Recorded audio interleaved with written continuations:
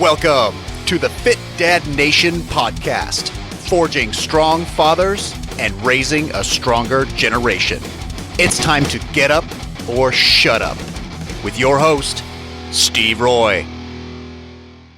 Hey guys, Steve Roy here, host of the Fit Dad Nation podcast. Welcome to the show and thanks for listening. Before I get into today's show, I want to share something that I'm just really excited about, and it's something that we recently launched as part of the Fit Dad Nation just a few weeks ago. And it's called the Fit Dad Nation Inner Circle, and it's kind of a hub and community for dads looking to reclaim their health and fitness. One of my biggest frustrations is this industry is just filled with fake coaches and scammers and people just trying to make money off of anything. And so much of it is just bullshit. And so I've created a program that's going to cut through all of that. We do all kinds of stuff in there, from challenges, live Q&As, workout programs, tutorials, Facebook Q&As. And really the goal behind that is to hold you as the dad accountable, to give you structure. And so far, in just a few weeks, it's just been an amazing experience. And the dads that are part of it have really been getting a lot out of it. So it's called the Fit Dad Nation Inner Circle, and I'll drop a link in the show notes for you to check it out. So today, I'm going to take a little bit of a different path here. And I want to talk about something that's not directly related to fitness, but something that has a tremendous amount of meaning for me personally. And it's something that I've spoken about many, many times. If you follow me on social media, you've seen me post quotes about this and sharing my personal story.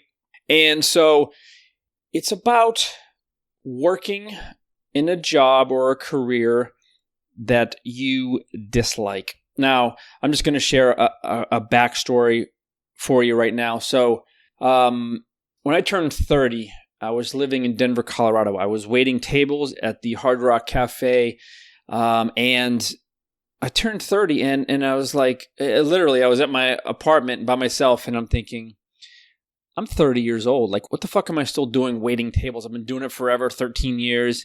Like, I have no career. I don't have anything that I really want to do.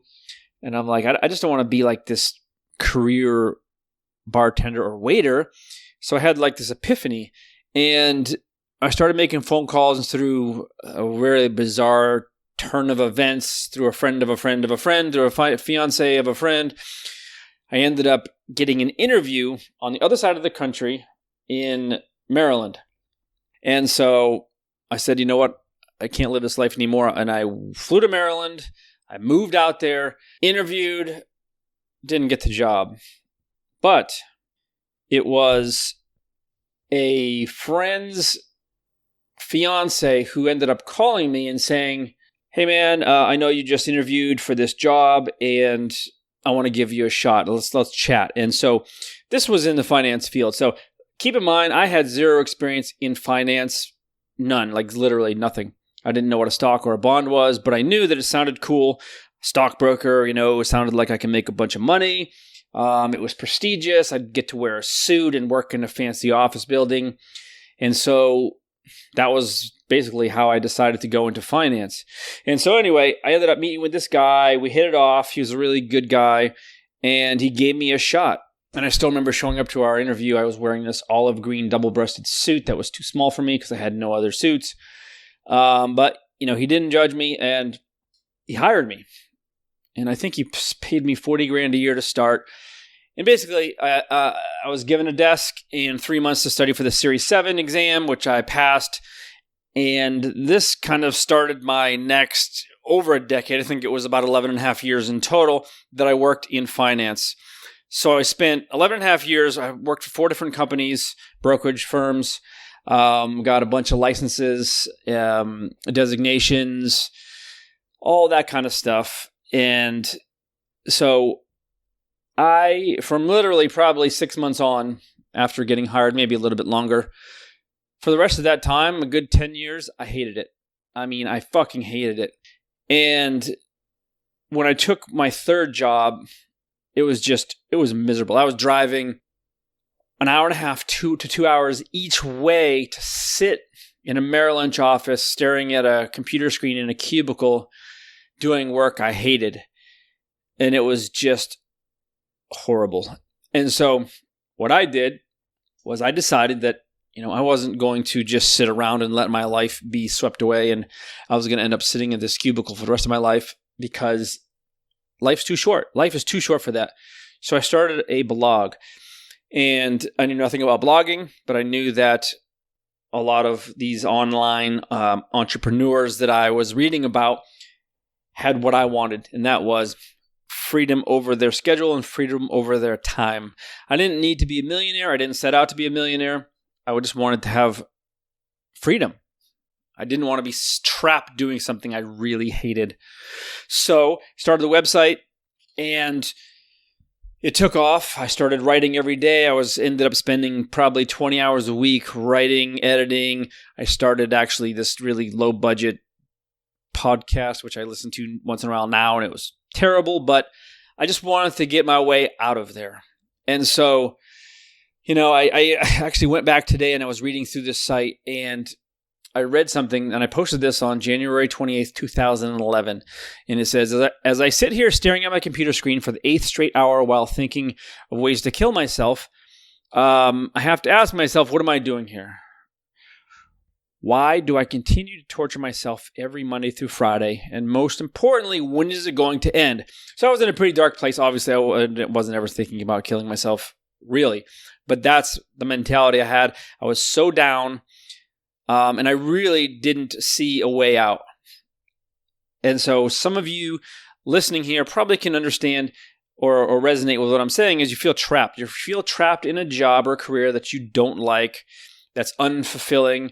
But you're stuck there because either the pay is too good, you have too many bills, you don't have any other skills. There's a million excuses why you're feeling trapped, and maybe like you feel like there's no way out for you.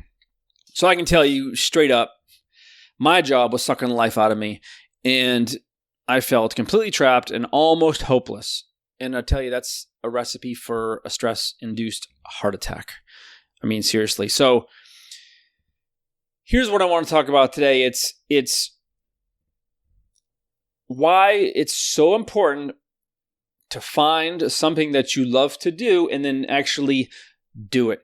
Because from an overall top-down health approach, this makes the most sense, right? Yes, we can clean up your diet, we can create a program, you can clean up your lifestyle, habits, all of those things are well and good. But let's say you have those things in order, but you show up to work every day for 8 hours and you hate it, right? I mean, life is too short to be spent that way. I believe that with 100% of my heart and soul, that there is no need to sacrifice just for the sake of sacrificing or to make $1. There's too many opportunities these days. There's too many things that you can be doing to let that happen.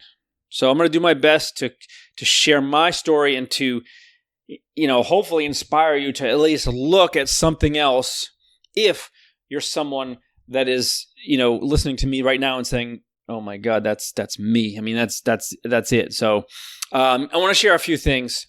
So first off, I want you to be very clear that I am not trying to tell you that you need to quit your job.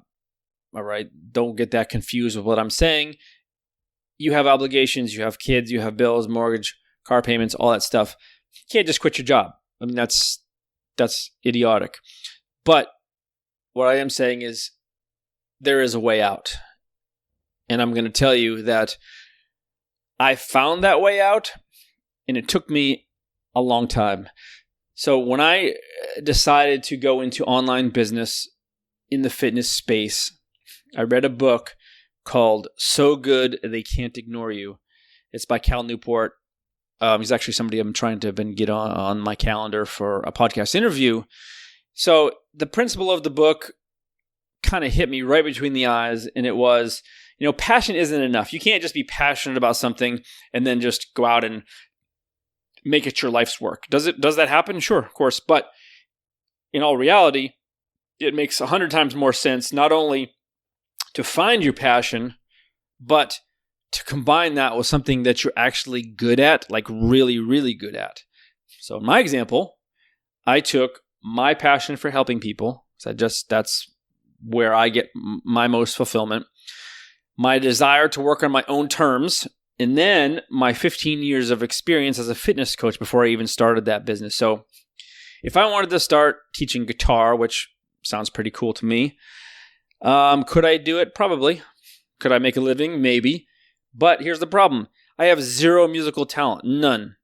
I love it. I would love to be able to play guitar and rock out on stage playing some Metallica or Slayer, but it would take me a very long time to get decent at it. And because I have no natural ability to be a guitar player or any musical talent, it would take forever to be good at it, right? So I'm just going to go with my strengths, and I would encourage you to do the same. You're good at something, at least one thing you're probably better at than other people. Mine happens to be helping people, coaching people. That was kind of where I found my niche. So I want to tell you that a couple books, that book and the 4-Hour Workweek from Tim Ferriss were kind of the 4-Hour Workweek was the catalyst to me starting this whole movement. I don't believe that a 4-Hour Workweek exists personally, but some of the principles behind what he shares in that book are just undeniable. So if you haven't read that book, I would suggest it. So he makes a couple of really fascinating points, and I'm going to share them with you. So, he talks about, what is it that we're waiting for? Like, what is this pot of gold at the end of our lives that we're waiting for that justifies spending arguably our best years hoping that we're going to be happy in the later part of our life? So think about that for a second. We're going to spend, let's call the 30s, 40s, and 50s the best years, the most physically active. Let's consider those some of the best years of our lives, right? And we're going to spend those sitting and staring at a computer screen for 8 hours a day or more, doing unfulfilling work that we just really don't want to be doing, with the goal of retiring at 62, 65, 67, even 70 these days, and hoping that we're going to have some kind of windfall, some kind of happiness is going to consume our lives. When in most cases, in reality, right, what happens? You retire, you realize you don't have enough money, then you unretire and go take a part-time job, or you retire and you sit on your ass and you play golf, right? I don't understand that philosophy at all, but that's exactly what is happening. And so, my choice was to do something that I was truly, truly passionate about, which is what I'm doing right now, working with the Fit Dad Nation in the best years of my life. I'm 47 years old, almost 48, and I'm not going to wait till I'm that old to hope for something better. I'm going to do it now. And to me, that makes so much sense. And I'll say that, in my experience, in my opinion, one of the worst things that can happen to you is having a job or career that is unfulfilling but tolerable, meaning it's not so bad that you have to, absolutely have to take action. That's the worst case scenario, because it's going to keep you there. For me, it got so bad for me. I didn't like my boss. I didn't like the job. I would literally just stare off into space, praying, hoping, anything that this would just change. Obviously it doesn't work like that. But for most of you that are listening to this, you probably don't like what you do. If you do, that's awesome. I mean, seriously, if you like what you do, you don't have to love it. But if you enjoy it, it challenges you, great. There's nothing wrong with that at all. You don't have to pursue your true calling. That's nothing like that. I'm talking about the guys that are listening to this and saying, you know what, that's exactly me. I was there, or I am there.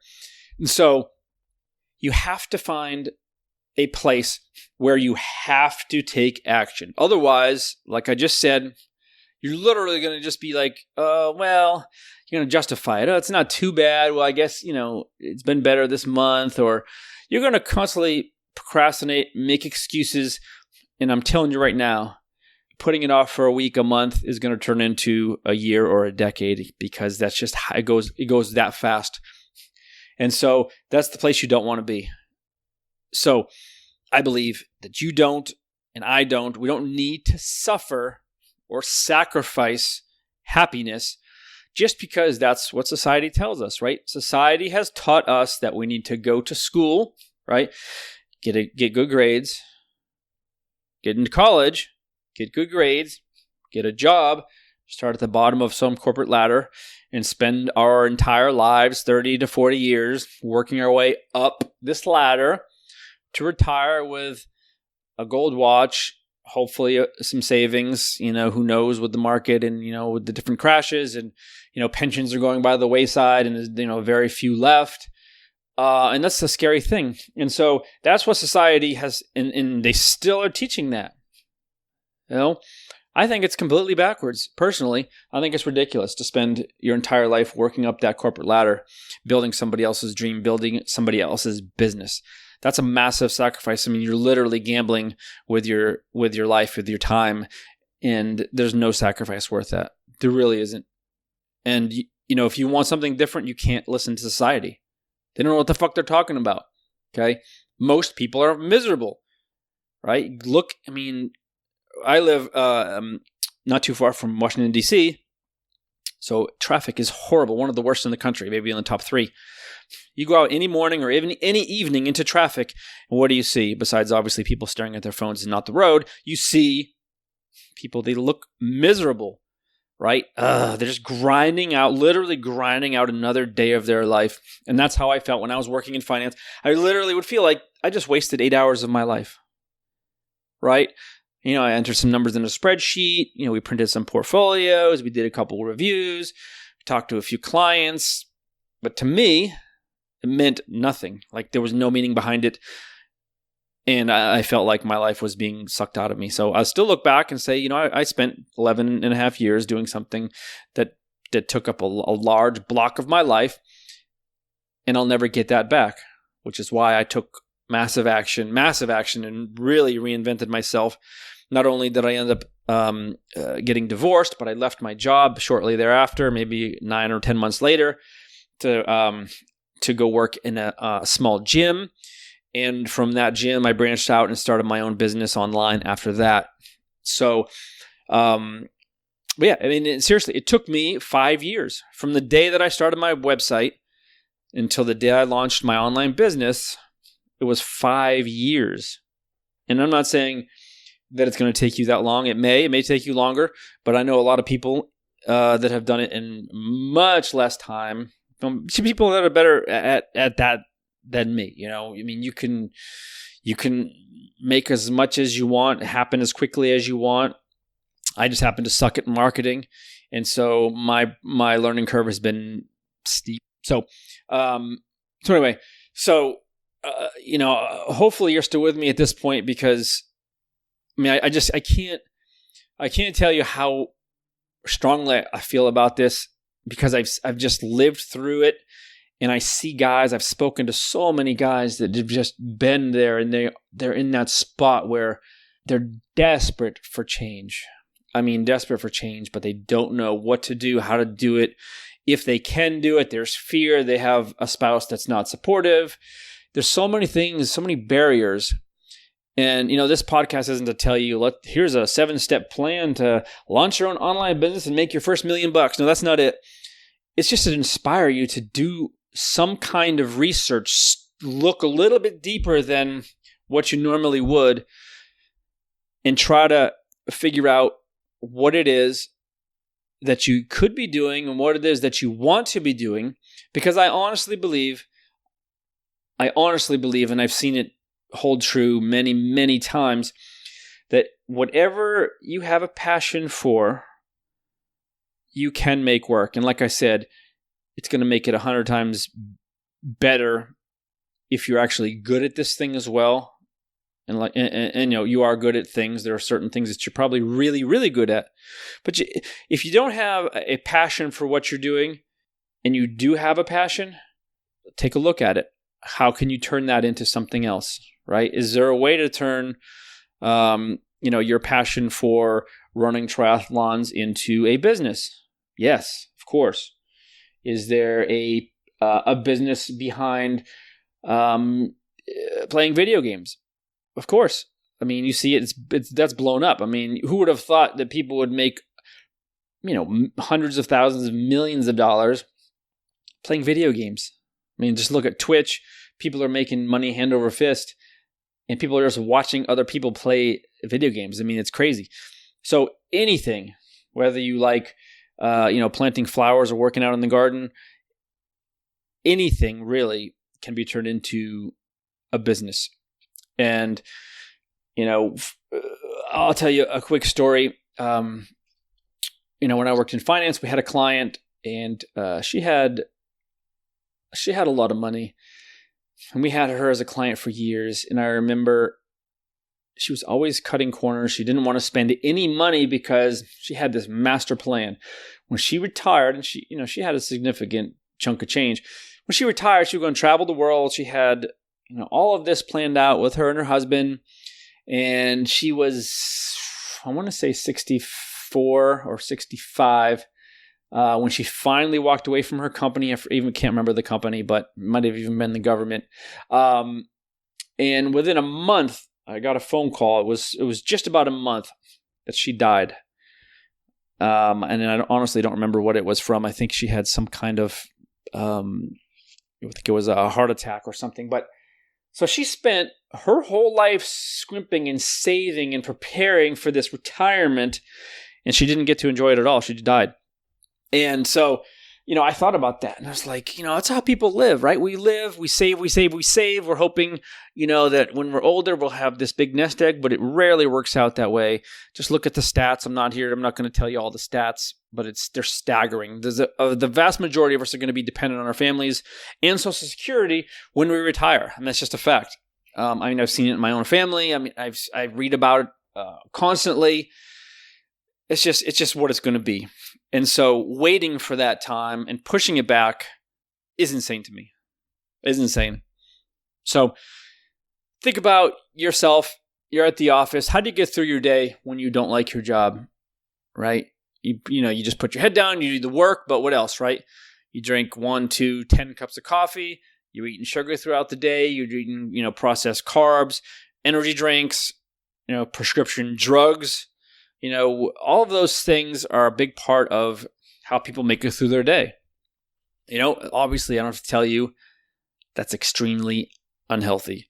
And I can tell you that doing the same thing for 8 hours a day, every day, until you have enough money to either stop or get so sick of it that you choose to do something else, is a terrible way to live. And please understand, I'm not judging you if you're grinding out your life, you're just putting your head down, and you're okay with that. Fine, that's fine. But you don't need to be a martyr, and you don't have to sacrifice your personal happiness for the sake of $1. You just don't have to. And the sad fact is that most people will choose unhappiness over uncertainty. It's scary. It's a scary thing. It scared the shit out of me, but I knew that there was no other way out for me. I didn't have a lot of skills. And so for me, I had to make it work. But just ask yourself this, right? What's it costing you to put off pursuing something else, your passions, your what you really want to do with your life? What's it costing you from a mental perspective, a physical perspective, emotional perspective, right? Money is money, right? You can earn money doing anything, but you're never going to get back your time. And the quality of your life, no doubt, is suffering because how can it not, right? How can you wake up every day, dread Mondays, right? Live for the weekends, sit in traffic for hours per day, do work you really don't care that much about just to get a paycheck, right? And pay your taxes. It's taking its toll. Believe me, it's taking your toll on every part of your life. And when I was there, I came home, I was miserable. I didn't come home from work being like, yes, finally out of work.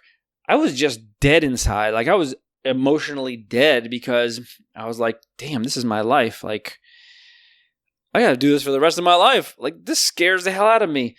And yeah, I wasn't the best husband I could be, not even close. I wasn't the best father I could be. I had 2 little girls at the time. No.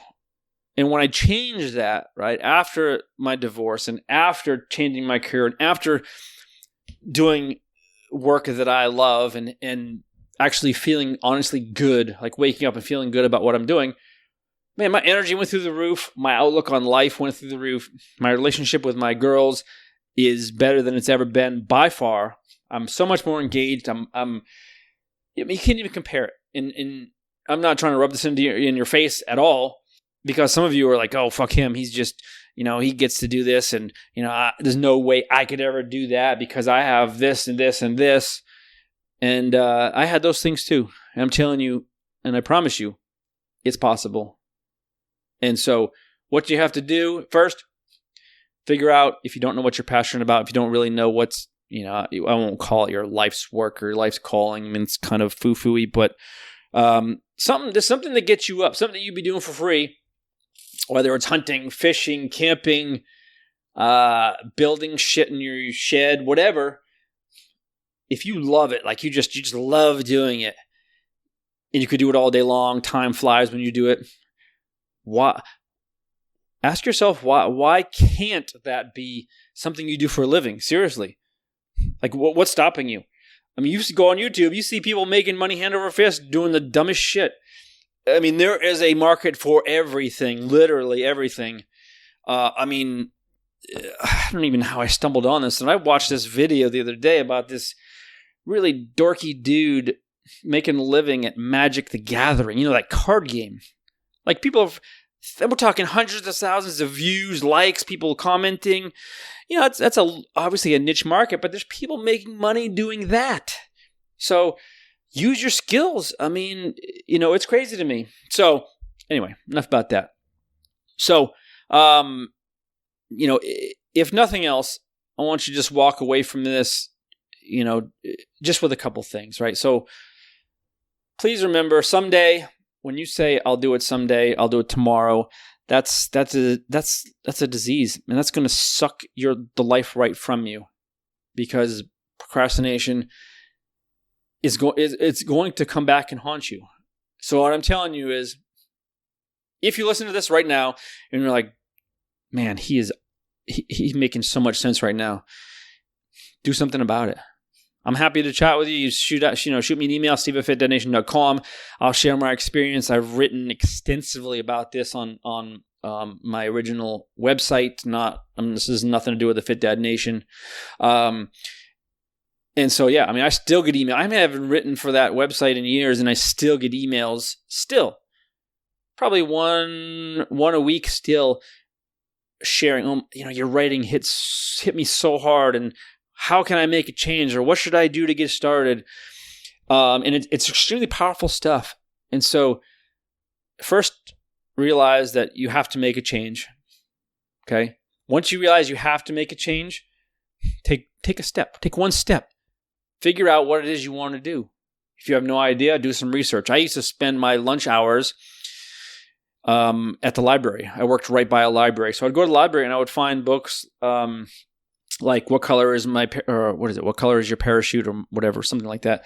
Those types of books where I would literally just read through them and be like, well, I'm pretty good at this, and these are my strengths. And I would take those Myers-Briggs tests and figure out, it seems like I'm pretty strong in this area. And, I came up with all these ideas, and I would research them, and then I would figure out if I could make it work. And I can't even tell you how many hours, many, many hours researching. Like, what am I supposed to do? What am I going to do? Because I didn't know. I really didn't know. I was, at one point, I was thinking about becoming a police officer, a physical therapist. I mean, I researched probably 4 or 5 different occupations, seriously researched them to see if it was going to be a good fit, and, ended up where I am now. But it took a ton of work and soul searching, trying to think, what do I want to do for the rest of my life? Like, what do I want to wake up and do for the rest of my life? And so that's your first step. And just remember, there's no reason for you to go out and quit your job. There's no reason to freak out. Start something on the side. That's it. That's all you got to do. If you have a passion for woodworking, there's no reason why you can't start a website, and it's really cheap. I mean, WordPress is free. That's what I use. The hosting is dirt cheap. I used Bluehost for hosting. It's like, I don't know, $10 a month or something crazy like that. That's it. And start writing from your heart, creating content that people actually care about and want to see, and it can grow. And that's probably your easiest bet, right? There's really no barrier to entry on online business. There's certainly other ways to go about it, but in my experience, the easiest way to get started on a side hustle is to do it online, because you have literally the world as your customer. So anyway, I'm hoping that what I've said today, the stories that I've shared with you, have at least clicked with something in your head. If you're still listening to this, it probably has. If not, you probably tuned me out a while ago. And do something about it. I can't say enough about making the commitment to just do something about it. Okay? Because you're going to wake up one day and it will be too late. You're going to keep putting it off. Yeah, I really want to do this, but I'm just going to wait. I might get a promotion in a couple months, so I'm just going to wait for that. Or my benefits are really good. I can't leave right now. Maybe next year. That's going to turn into a decade to 20 years. You're going to wake up. You're going to be 65, 67 years old. The best years of your life, the most active, the most mobile, right? Those are going to be gone. You can't get them back. Please take that seriously. And again, if you have any questions or you want to talk about this, you want to spitball your ideas, anything like that, I'm seriously happy to help. Shoot me an email, find me on social. You're worth it. Seriously. You're worth it. And I'm speaking 100% from experience, going from someone that was 100% miserable to somebody now that honestly, I love what I do. My quality of life is amazing. I'm not rich by any means. I'm not making millions of dollars, but I get to wake up and I love what I do, and I get to help people, and it's making an impact not only on others, but for me. I feel good. I feel really, really good about what I'm doing. So that's what I'm going to leave you with. Thanks for listening. Thanks for joining us. And remember, if you want more information, check out the Fit Dad Basecamp group on Facebook. And don't forget to stop by fitdadnation.com. Until next time, keep kicking ass and taking the next step. You can do this, Dad.